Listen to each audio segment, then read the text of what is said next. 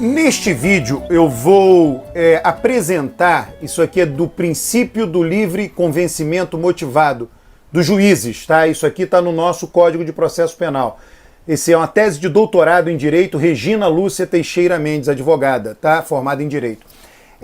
Raramente eu gravo vídeos lendo passagens de livro. Eu vou ler algumas aqui e vou comentar um pouco para ilustrar essa coisa da justiça inquisitorial. Ilustrar não, para mostrar a justiça inquisitorial brasileira. E para mostrar o seguinte, Sérgio Moro se comportou igual, Sérgio Moro em relação a Lula, se comportou igual a todos os juízes brasileiros se comportam. Isso aqui é uma tese de doutorado baseada em trabalho empírico, como a justiça funciona, e que pega depoimentos de juízes. Veja aqui tá J6, ó.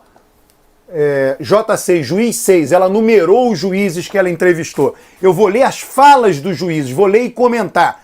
Aqui uma fala de um juiz, tá? Juiz número 6, que não pode identificar, é pesquisa acadêmica. Por exemplo, afirmar que a lei diz algo é ficcional. O juiz diz o seguinte, afirmar que a lei diz algo é ficcional. Isso é a fala de um juiz, tá? É fictício. Eu acabo por fazer a pergunta, quem é que diz o que a lei diz? Aí ele próprio responde, é o juiz.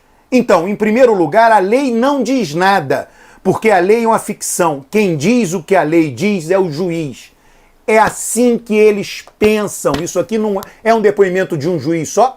Mas isso é geral no mundo jurídico. Geral. Ele diz o seguinte, a lei sou eu. Aí, de vez em quando eu menciono essa passagem, estou em uma conversa, quando eu menciono essa passagem, as pessoas começam a relatar casos que elas ouviram isso dos juízes. Inúmeros casos, não é um caso ou outro caso, né? Então o nosso sistema jurídico funciona assim, tá?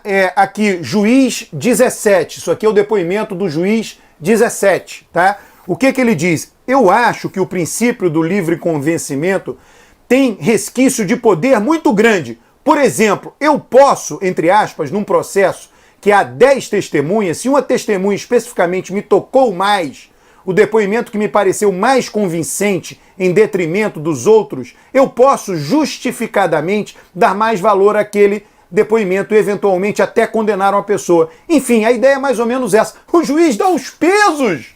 O juiz dá os pesos porque ele tem que buscar a verdade real. Aí como ele vai seguir o princípio do livre convencimento para buscar a verdade real dos fatos, ele dá o peso que ele quiser. Subjetivo, e qualquer juiz dá o peso que ele quiser àqueles mesmos depoimentos. As decisões podem sair inteiramente diferentes, tá? Isso aqui, a gente vai lendo e vai vendo os depoimentos do juiz, é impressionante.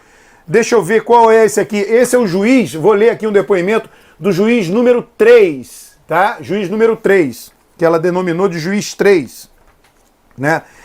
Olha só que interessante, depois que decido qual a melhor solução para o caso, eu vou à lei e ao processo procurar um fundamento razoável. Basicamente ele está dizendo o seguinte, ele primeiro decide, depois vai buscar o fundamento da decisão.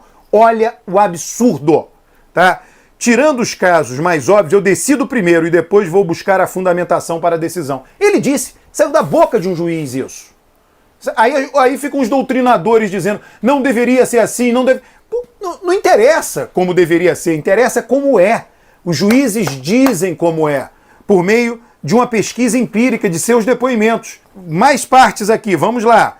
O discurso dos julgadores, aqui a autora chama atenção que o discurso dos julgadores, ou seja, o juiz, fica em descompasso com o discurso dos doutrinadores, né? O juiz diz o seguinte, abre aspas, quando eu faço audiência, deixa eu ver que juiz é esse. Esse é o juiz número 4, juiz 4, tá aqui, né? Quando eu faço audiência, eu já sei o que vou decidir. É na audiência que eu tenho contato com os fatos. Tá? Aí ele continua assim, quando vou fazer a sentença, primeiro eu penso no fato e vejo o que vou decidir. Aí busco as provas no processo, doutrinas, jurisprudências para justificar a minha decisão. Primeiro eu decido. Os fatos me fazem sentir o que devo decidir. Os fatos são toda a história que me foi contada durante a audiência. Primeiro ele decide, depois justifica. A decisão está na cabeça dele. É uma coisa... Por isso que eu disse lá atrás para Lula, você vai ser preso, porque a decisão já foi tomada, está na cabeça do Sérgio Moro. E é assim com todo mundo no Brasil, não foi só com Lula. Juiz número 17 aqui, né? Juiz 17. Ele diz o seguinte, né? Como é que funciona o livro Convencimento na prática? Você provavelmente já deve ter ouvido isso de todos os colegas. Durante muito tempo houve um certo pudor de dizer isso. Hoje em dia isso se diz até decisões. Por exemplo, em 95% dos casos eu já fiz a sentença para decidir um processo. Eu leio o processo inteiro e quando eu termino o processo eu digo assim, não, essa pessoa vai ser condenada. Antes de trabalhar a sentença eu já tenho a mais absoluta certeza de qual vai ser a minha decisão. Deve ou não deve ser condenado. Eu interrogo uma pessoa e digo, esse cara está mentindo. Isso de certa maneira, olha só, eu interrogo uma pessoa e digo, esse cara está mentindo. Isso de certa maneira me condiciona. É a isso que todos nós brasileiros estamos submetidos em nossa justiça. É exatamente isso. Já estarei condicionado a ler o processo com um viés condenatório ou absolutório, dependendo do caso, por um viés condenatório. Aí o trabalho de justificar a decisão é um trabalho retrospectivo. Eu tenho a decisão na cabeça, digo, essa pessoa vai ser condenada, agora eu vou sentar e justificar isso. Vou pegar as razões que permitem chegar a essa conclusão. Acontece na maioria das vezes. Aí quais são as exceções? As exceções são uma tortura para mim.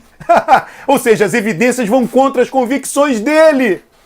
Aí ele se sente torturado. É assim que funciona a justiça, repito. Mais um aqui, qual é esse juiz aqui? Juiz número 13, tá? Juiz 13. Então é óbvio que se você tem uma margem de discricionalidade na hora de decidir, e essa margem existe na hora de valorar a prova, não é à toa que juiz A e juiz B podem valorar a mesma prova de forma diferente, ou seja, uma bagunça.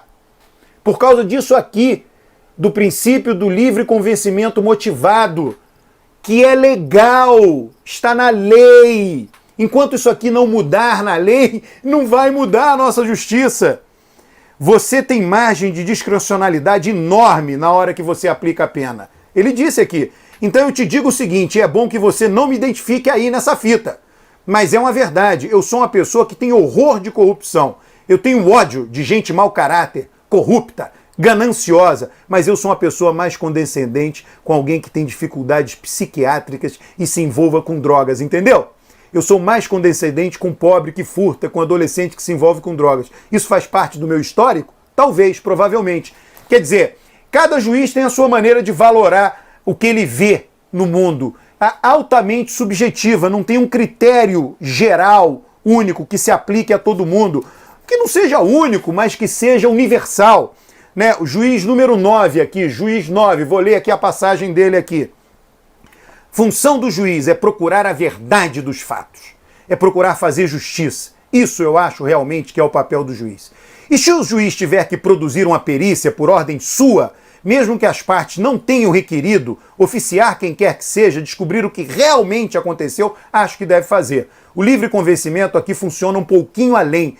Quando chegam os autos, às vezes, até para dar a sentença, eu leio e vejo que está faltando uma prova, eu mando produzir. Mesmo que as partes não requeiram, mesmo que elas não queiram, o juiz manda produzir uma prova.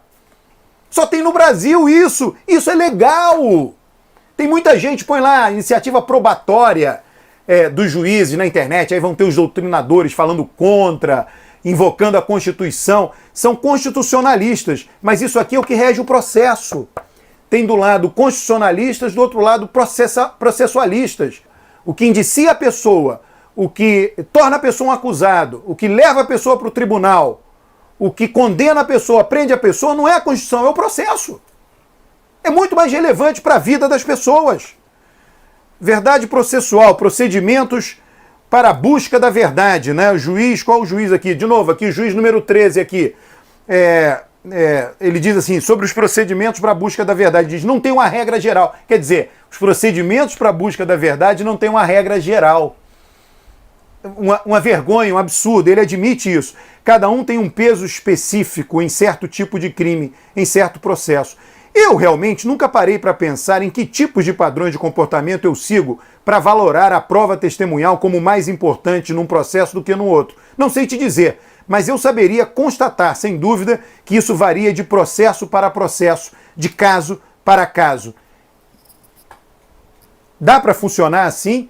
O país, no nível de maturidade que o país chegou, no nível de complexidade da nossa sociedade, da nossa economia, dá para funcionar com a justiça inquisitorial, na qual o juiz tem esse poder imenso que está documentado neste livro aqui. Não dá. Não dá.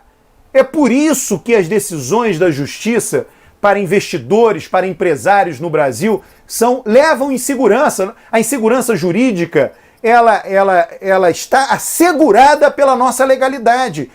Hoje existe na Câmara dos Deputados uma comissão para reformar o Código de Processo Penal. Se isto aqui no Código de Processo Penal não for reformado, não for abolido, tem maneiras de substituir isso. O Brasil utiliza isso, outros países não utilizam. É só fazer comparação empírica com outros países, com procedimentos judiciários em outros países. A nossa justiça segue o padrão da Santa Inquisição da Península Ibérica. Até hoje não foi reformada. O Chile reformou, Portugal reformou, Espanha reformou, Itália, França, todo mundo reformou a justiça. A gente não consegue reformar. É por isso que dá no que está dando aí. E que a gente está vendo agora, porque são figuras da elite. São figuras da elite, políticos importantes, ex-presidentes, empresários riquíssimos. Só que isso acontece todo dia, toda hora, independente da classe social. O país inteiro está submetido a esses processos judiciários. Se você for contra, divulgue este vídeo.